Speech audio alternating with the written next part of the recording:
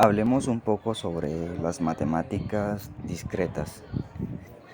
La matemática aplica al desarrollo de la ingeniería de sistemas, puesto que permite a nosotros los ingenieros a fortalecer procesos de análisis y su capacidad para solucionar problemas. Además de ello, agiliza su mente en los procesos en lo cual lo convierte más productivo. También nos damos cuenta que este tipo de cosas es el que ayuda al desarrollo de nuestra lógica también. Como persona también nos ayuda a poder ver desde otro ángulo las cosas y ya no ver solo lo simple. También hay que ver más allá de ese algo y gracias a este tipo de información es como nosotros podemos desarrollar el talento.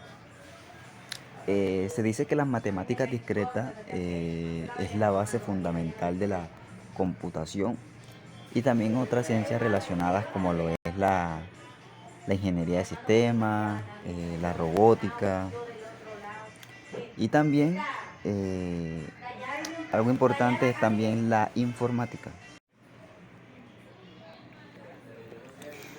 Hablemos un poco sobre la informática teórica. El mayor fruto de la informática en nuestra sociedad es mantener a las personas informadas y también actualizadas a través de una mejor comunicación. Claro está.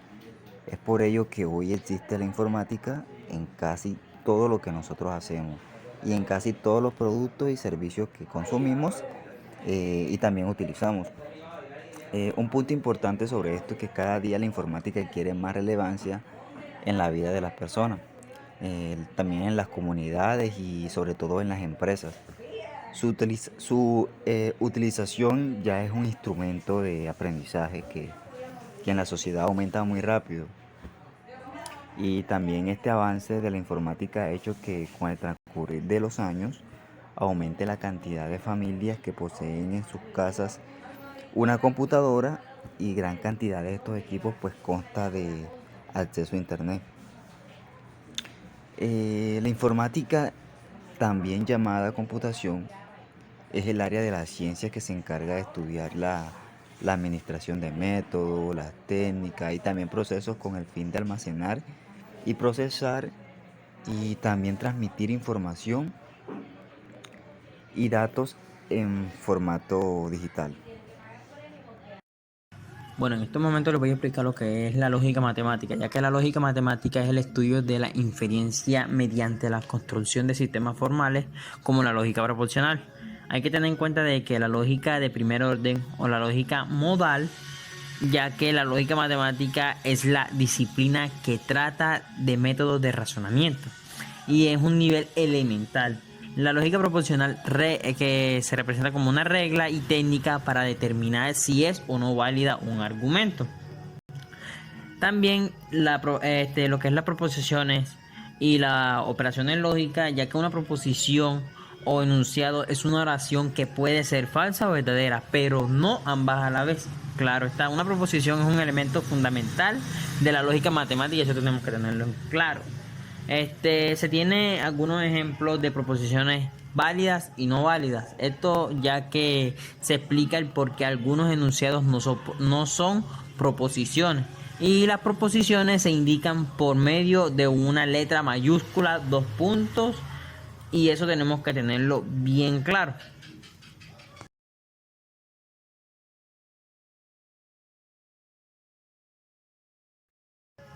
En este momento le hablaré sobre lo que es la teoría de conjunto, ya que la teoría de conjunto es una rama de la lógica matemática que estudia las propiedades y las relaciones de conjuntos, ya que la colección abstracta de objetos consideradas como objetos en sí mismas, ya que el conjunto y sus operaciones más elementales son una herramienta básica en la formulación de cualquier teoría matemática.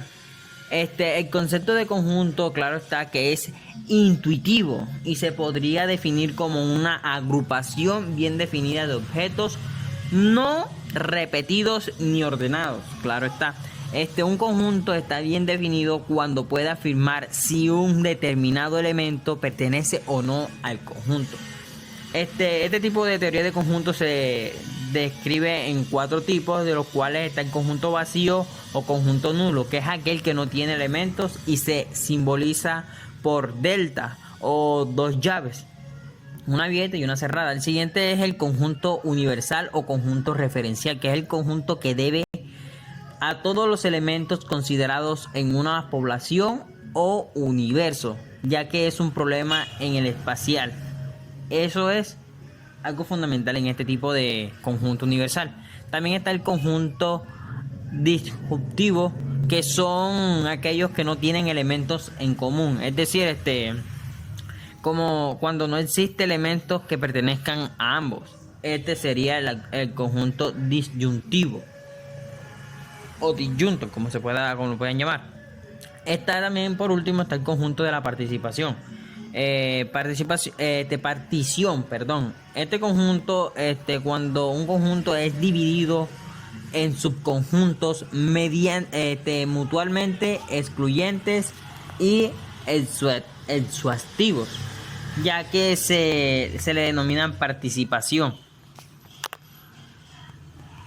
En estos momentos le hablaré de la siguiente teoría de conjuntos.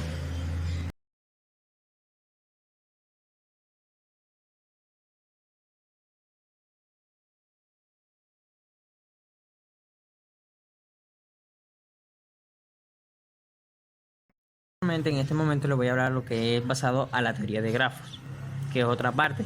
Esta teoría de grafos es una mezcla extraordinaria de historia, ya que la cultura y soluciones a problemas complejos desde el mundo de las matemáticas.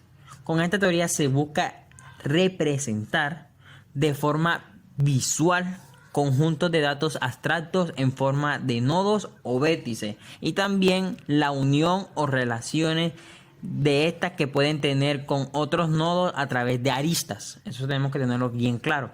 También gracias a esta teoría se han podido lograr grandes avances en el análisis de amplios volúmenes de datos. Esta es la teoría de grafos. Como lo pueden ver, también esta es llamada teoría de las gráficas, que estudia las proposiciones o las propiedades de los grafos. También llamadas gráficas, es un grafo de conjuntos no vacío, que es de objetos llamados vértices, o lograr grandes avances por medio de las secciones de partes de las vértices llamado aristas, o como se puede conocer en inglés, edge o adge, si no me encuentro mal. Puede ser orientado o no, eso hay que tenerlo claro. También se divide en varios tipos. Acá les voy a describir los cuales son 4 de estos tipos, como está el grafo simple, el multigrafo o pseudografo, grafo orientado y el grafo etiquetado. Le hablaré de una parte de lo que es el grafo etiquetado, que me llamó la atención, que es un grafo de los cuales que es añadido un peso en las aristas de número entero generalmente, claro está, y es una etiqueta a los vértices.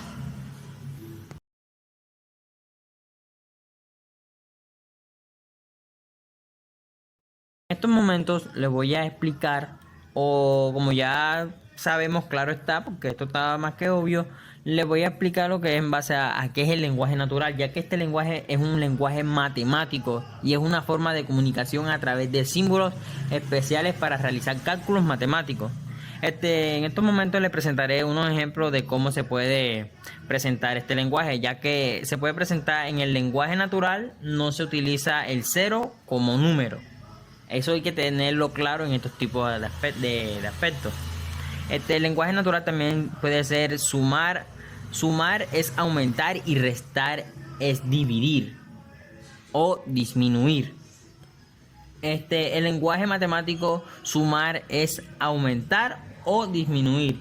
Si se suma un número negativo, en pocas palabras, no sería ese resultado, ya que pasaría como a positivo.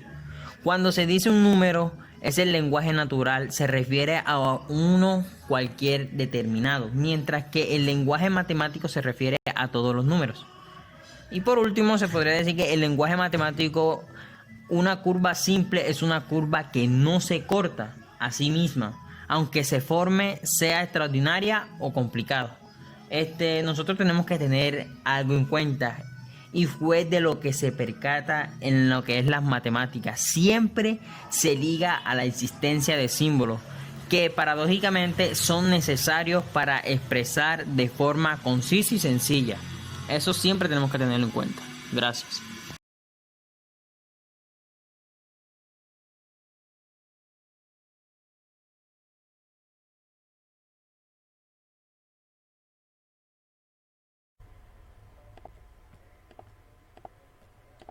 Teoría de números. La teoría de números es una rama de la matemática que estudia las propiedades de los números, pero específicamente estudia los números enteros. Este estudia las propiedades de los anillos de números, anillos íntegros que contienen la z a través de un morfismo finito e inyectivo. Este contiene una cantidad considerable de problemas que podrían ser comprendidos por no matemáticos. Más general, la teoría de números estudia los problemas que surgen con el estudio de los números enteros, tal como lo dijo Jürgen Neurki en su libro. Como una cita, la teoría de números ocupa entre las disciplinas matemáticas una posición idealizada, análoga a aquella que ocupan las matemáticas mismas entre las otras ciencias. Los números enteros pueden considerarse a sí mismos como soluciones de ecuaciones. La cuestión es que esta suele entenderse mejor a través del estudio de los objetos analíticos, o sea, la función de Z-Riemann, que codifica propiedades de los números enteros. También se pueden estudiar números reales en relación con los números racionales, como aproximación. El lenguaje formal. El lenguaje formal, como en matemáticas, lógica y ciencias de la computación, esto es un lenguaje cuyos símbolos son primitivos y las reglas para unir esos símbolos están formalmente especificadas. A los símbolos primitivos se le llama algo conocido como el alfabeto o vocabulario. Y al conjunto de las reglas se le llama gramática formal o sintaxis. Por ejemplo, un alfabeto podría ser el conjunto A, B, y una gramática podría definir a las fórmulas bien formadas como aquellas que tienen el mismo número de símbolos que A que B. Entonces algunas fórmulas bien formadas serían AB, BA, AB, AB, AB, AB, A, y así sucesivamente. Y este lenguaje formal sería el conjunto de todas esas fórmulas bien formadas. Por algunos lenguajes formales existen una semántica formal que se puede interpretar y dar significado a las fórmulas bien formadas del lenguaje. En algunos lenguajes formales la palabra vacía. ¿Qué es la palabra vacía? Esto es la cadena de símbolos de longitud cero. Está permitida, que se va notando frecuentemente. Unos ejemplos de los lenguajes formales es la numeración de Gödel, cuando A sobre A elevado a la n es un número primo y n es un número de Gödel. Otro ejemplo sería el conjunto de todos los programas sintácticamente válidos en un determinado lenguaje de programación. Y otro sería el conjunto de las fórmulas bien formadas en la lógica del primer orden.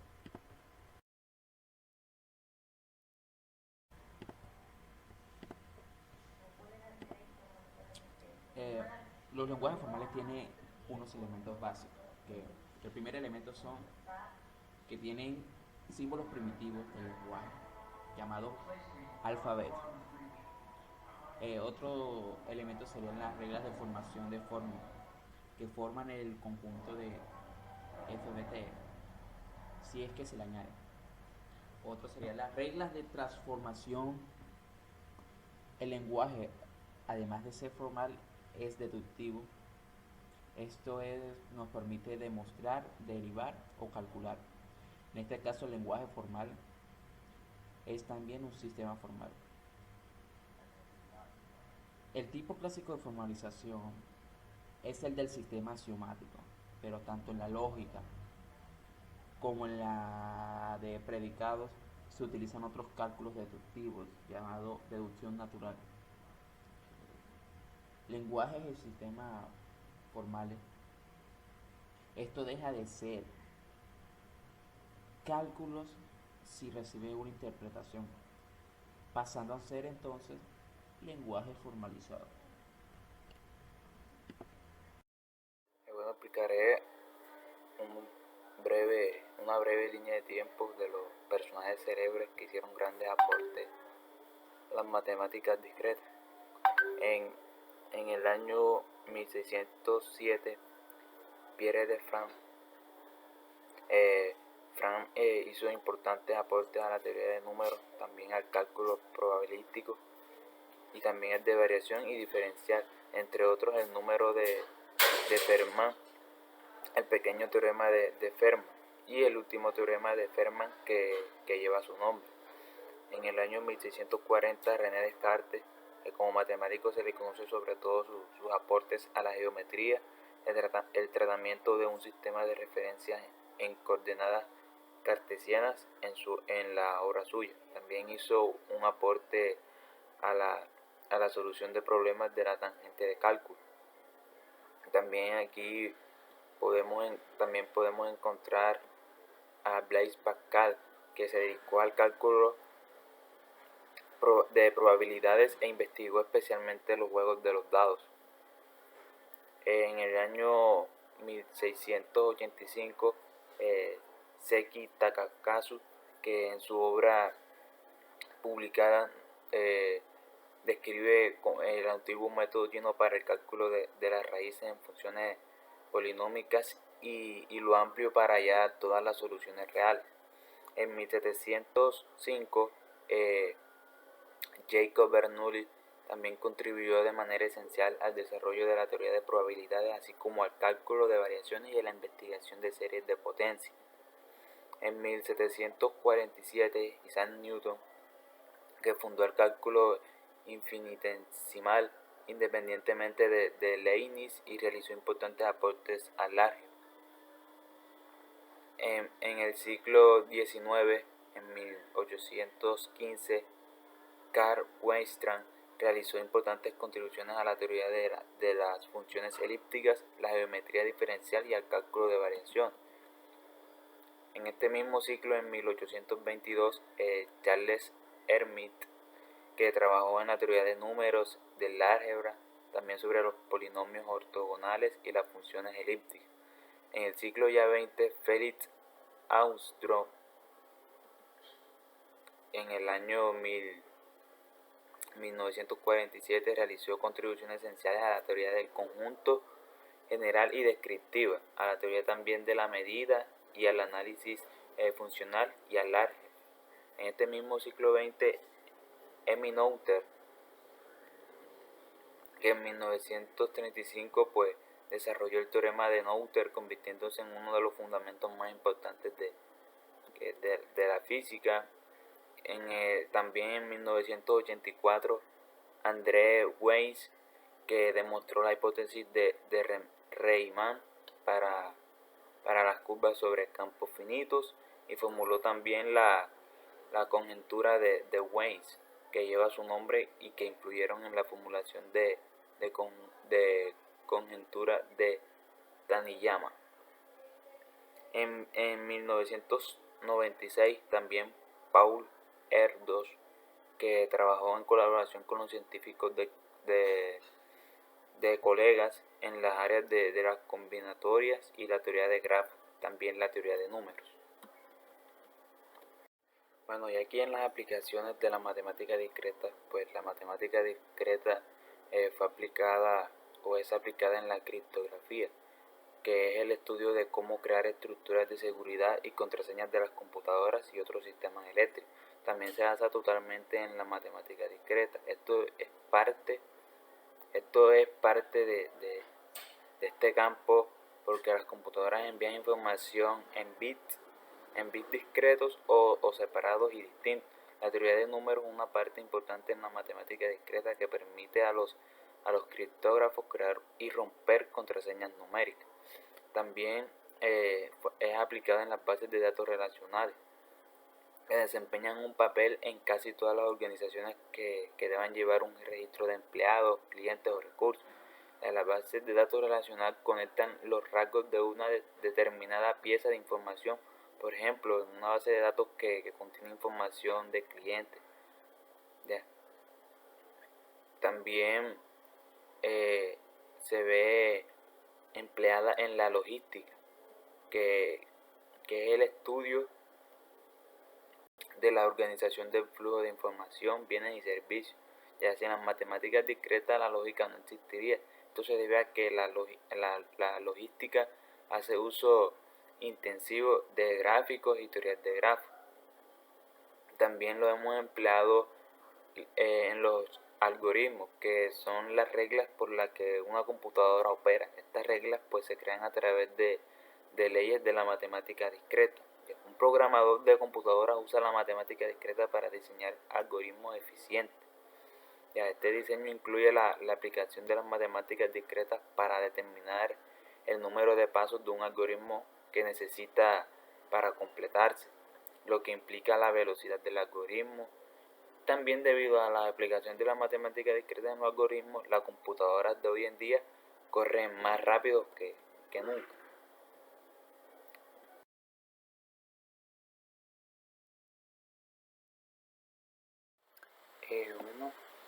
Yo vengo a explicar algunos ejercicios que corresponden a la unidad 1, donde vimos lo que era la teoría de conjuntos.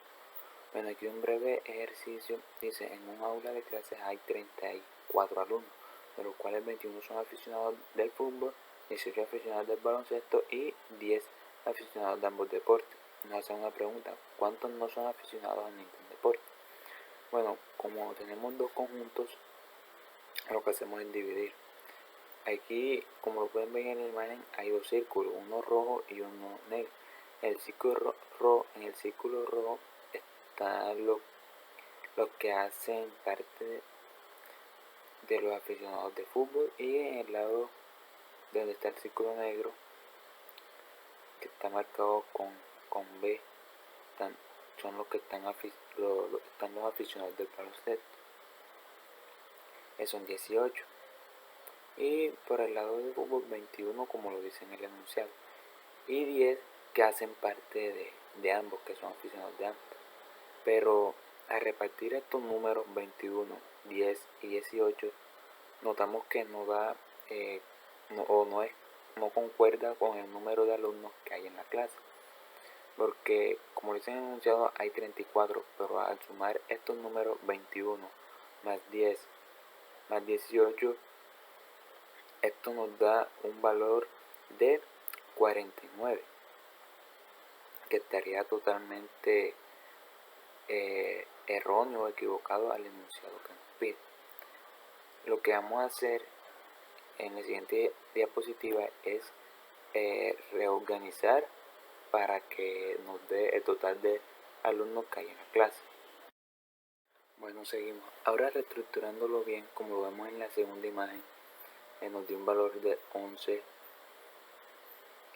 en el conjunto de fútbol, 8 en el conjunto de baloncesto y 10 entre ambos. ¿Cómo se da esto? Bueno, como lo dice en el enunciado que hay 10 que pertenecen o que son aficionados de ambos conjuntos, pues este número o esta cantidad que nos dice en el enunciado se la podemos dar igual, porque son 10 y 10 los que pertenecen a ambos equipos, y entre sí están intercedidos entre los dos conjuntos. Ya están intercediendo entre los dos conjuntos. Entonces, como tenemos 21, no podemos dejar 21, porque si ponemos 21, como lo pueden ver en la primera imagen, vemos que entre el conjunto de fútbol hay un 21 y también entran los 10 que hacen parte de los dos conjuntos. Eso nos daría un valor de 31, que estaría mal porque solamente hay 21 que son los aficionados de fútbol. Entonces, ¿qué es lo que tenemos que hacer? Como nos dice que hay 21 que son aficionados de fútbol, pero de esos 21 hay 10 que gusta del baloncesto, pero del fútbol también. Entonces lo que debemos es restarle 21. A 21 le restamos 10, que son los que también pertenecen al conjunto de baloncesto. Y eso nos daría 11. Y aquí si sumamos el valor que está entre el conjunto de fútbol, que es 11 más 10, acá ahí sí nos da un valor, el valor que dice en el enunciado, que son 21 los que están aficionados a fútbol. Ahora, por el lado de baloncesto, en la primera imagen vemos que hay 18, como lo dice en el enunciado. Pero haciendo el mismo proceso, 18 más 10 nos da 28, un resultado que estaría erróneo. Entonces, a ese 18 lo que le vamos a restar son 10 que pertenecen también al conjunto de fútbol. Y nos quedaría que hay 8 aficionados, o sea, hay solamente 8 que están fijamente en baloncesto, pero que no gustan de fútbol. Entonces, como vemos esta intersección, sumamos 10 más 8 y nos da el valor de 18. Y aquí sí estaríamos entrando en coherencia con el enunciado. Ahora, sumamos los valores que están en la segunda imagen, que ya donde hemos ordenado bien el conjunto. 11 más 10, 21 más 8 daría 29. Ok, entonces nos da 29 que les gusta a alguno de los dos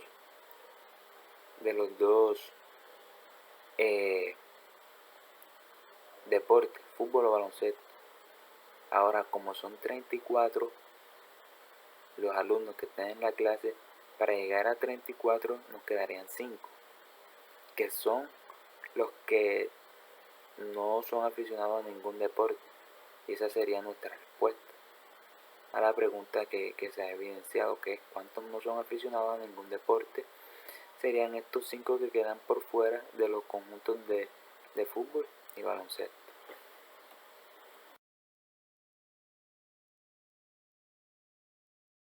Habiendo ya reordenado los valores en el ejercicio anterior, tenemos un segundo ejercicio con el mismo enunciado, pero la pregunta que viene es ¿a cuántos estudiantes les gusta un solo deporte? Como ya hemos organizado pues cada conjunto, vamos a sacar a las personas que solamente gustan de un solo deporte. Ya.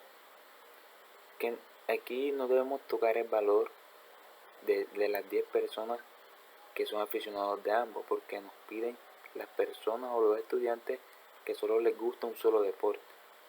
En este caso, en el conjunto fútbol, vemos que hay solamente 11 que les gusta nada más el fútbol. En el conjunto de baloncesto vemos que nada más hay solamente 8 que gustan solamente del baloncesto. Y al haber ordenado los conjuntos anteriormente, se nos hace fácil sacar esta respuesta, ya que ya lo hemos ordenado. Entonces, sumamos los únicos que les gustan, sumamos el número de estudiantes que solamente son aficionados a fútbol y los aficionados del baloncesto únicamente, que sería 11 más 8, que esto nos daría como respuesta 18. 18 son los estudiantes que solamente les gusta un solo deporte en sí. Buenas, mira, este ejercicio que cogí yo fue basándome en la segunda unidad, que trata basada en lo que es grafos y lo que son árboles. Esta imagen que pueden observar, que es de un árbol, es basándome en la expansión mínima de los árboles, ya que como pueden observar en esta imagen está marcada con H, A, B, C, D, E, F, G, que están conectadas con sus raíces. Estas ramificaciones o raíces, como lo pueden ver, están enumeradas con los números que se presentan, como es el 9, el 5, el 10, el 8, el 5 y el 4, e inclusive el 6 también. Este tipo de números lo que hace aquí es mostrando las unidades que contiene esta expansión mínima, ya que resolviendo y resumiendo esta actividad es basándonos de que este tipo de árbol de expansión mínima está unido con 40 unidades de longitud, y esto es lo que representa en exactitud esta solución. Esta es la fórmula completa o la gráfica completa de este problema. Bueno, mira, continuando con las actividades que me tomé de la unidad 2, este trabajo es basado en los grafos. Bueno, en exactitud, grafo de PER.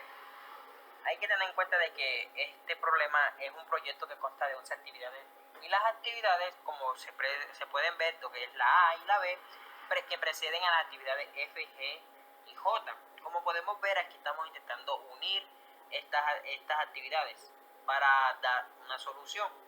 Aquí, como pueden ver, de que las actividades F, G y J preceden a I y a K, como la I precede a E y a J, también como la actividad K y J preceden a la D, y así como la actividad D y E preceden a la C. Esta incógnita que tenemos y que presentamos es cuántas actividades ficticias hay en los grafos de PER. Aquí, como pueden ver en esta recta que hicimos aquí, esta gráfica, se pueden ver las actividades. Estas actividades las podemos desempeñar por medio de la A, podemos implementarlas de la A hasta la K, que es donde llegan las actividades. En las actividades que preceden, como pueden ver, en la C, en la D y la E. Aquí, si pueden verlo en la gráfica, pueden observar de que D y E preceden, junto como en la D precede la que es la K y la J, así como en la E, que nada más precede la I, si se pueden percatar.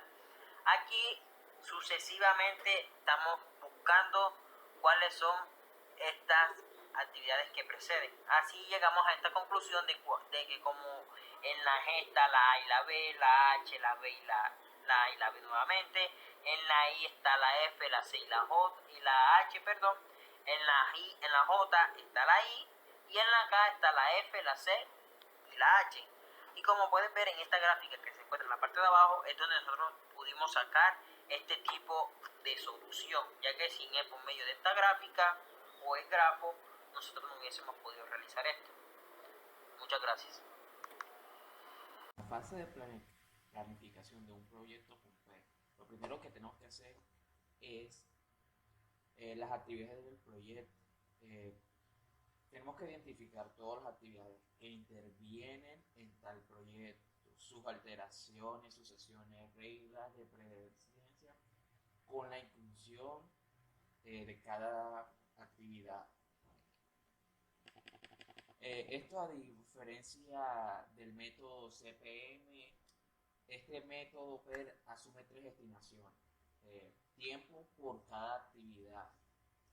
Está el tiempo optimista, está el tiempo más probable y el tiempo pesimista.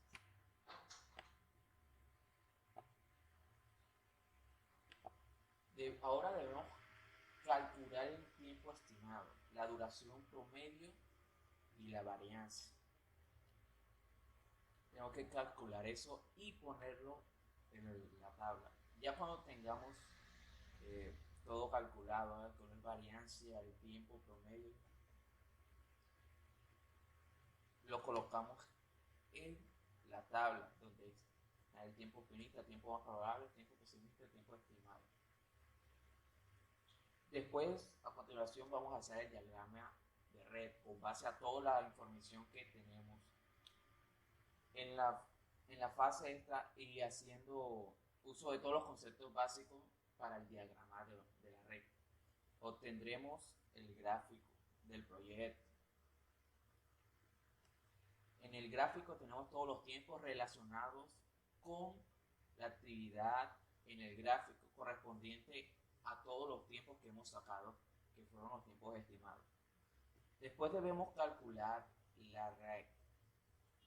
Para el cálculo de la red vamos a considerar tres indicadores que será el T1, T2 y el H. Estos indicadores se van a calcular en cada evento, en cada nodo. Primero vamos con T1, más temprano de la realización del evento. Para calcular este indicador debería recorrerse la red de izquierda a derecha y vamos a considerar lo siguiente que voy a decir. T1 del primer nodo no es igual a 0.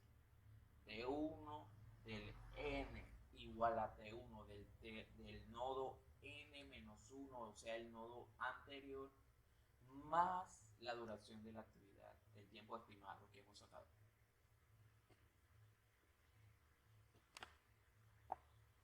Y nos debe quedar de la siguiente el primer cuadrito que se ve en la foto. Así debería quedar. T1 0, T1 6, en el nodo 4, T1 9, en el nodo 6, T1 13.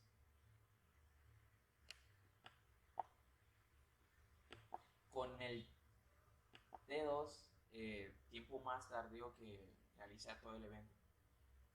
Para calcular esto debería recorrerse la red de derecha a izquierda, igual como el T1. Primero el T2, el primer nodo de derecha a izquierda, es igual al T1 de este. Como lo ven en el nodo 2, T2 es igual a T1 que es 6. Si el nodo no finaliza más de una actividad, aquí tenemos que tomar el tiempo de la actividad con el menor valor.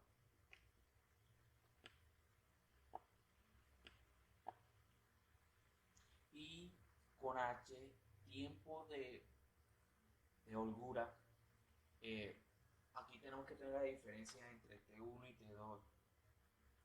Cuando nos dan estas unidades, corresponde al valor en el que la ocurrencia de este evento puede tardarse, los cuales la holgura, o sea H, sea igual a 0, corresponde a la ruta crítica. ¿Qué quiere decir esto? Que la ocurrencia de estos eventos no puede tardarse una sola unidad de tiempo respecto a todo lo establecido. Dado esto, se tardará y retrasaría la finalización del proyecto. Entonces todo quedaría así como en esta forma. El T1 del nodo 1, 0, T2, 0, H0. Y seguimos al nodo 2, si ven, todos son iguales. T1, 6, T2, 6 y la única diferencia de H que 0. Y así sucesivamente.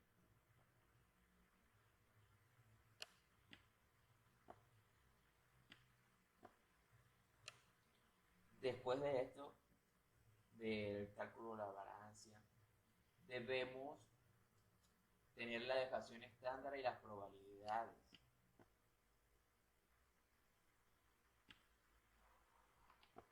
Después de hacer eso, tenemos que establecer el cronograma. Es el más importante de todos los pasos que hay que hacer, es la relación de precedencia, ¿cierto?, que componen la ruta, de tal manera que se complete el proyecto.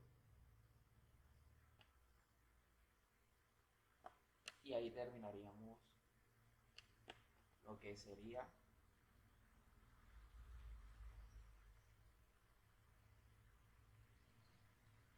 el método CRED. Buenas, hoy daremos a conocer un ejercicio de inferencia lógica de matemática discreta sobre la cuarta unidad. Bueno, le daremos la solución a un ejercicio de inferencia lógica. Nuestra pregunta nos dice: cada año los integrantes de un club de amigos llamado Bimbo eligen a su presidente siguiendo la regla que se presenta a continuación. ¿Cuál es la regla que se presenta a continuación? Es un punto claro. El presidente debe ser alto y además gordo o calvo, pero no debe tener estas dos últimas características a la vez. ¿Qué quiere decir esto? Que el presidente solo debe llevar dos características y no tres. Esto quiere decir, para darle algo más frecuente, algo más explicativo, esto quiere decir que el presidente no puede ser gordo y calvo a la vez. Entonces nuestro presidente puede ser alto y gordo, sino alto y calvo. Viéndole esta aplicación, ahora nosotros vamos a darnos cuenta cuál es la pregunta, o mejor dicho, cuál es la respuesta correcta de las afirmaciones siguientes. En el punto A nos dice: un bimbuense es alto, gordo y calvo, puede ser elegido presidente. Bueno, nuestra pregunta nos dice que el presidente es alto, claro, es alto, es gordo y es calvo. Entonces es incorrecta porque lleva más de dos características la persona. Entonces esa respuesta es errónea. Nuestro siguiente punto es la B. Un bimbuense es alto, delgado y calvo, puede ser elegido presidente. Pues el presidente es alto, claro, y está alto. Delgado puede ser, no nos afirma que es delgado. Y calvo. Entonces esa pregunta puede que sea la más asertiva. La pregunta C nos dice: un bimbuense es alto, es delgado, puede que sí, y melenudo, puede ser elegido presidente. Esta pregunta, bueno, el presidente es alto, claro, es delgado, pero no nos confirma que sea melenudo. En este caso, nuestra respuesta más asertiva y la que se acercó más fue la respuesta B. Un bimbuense es alto, delgado y calvo, puede ser elegido presidente. ¿Por qué? Porque tiene menos de dos características el presidente.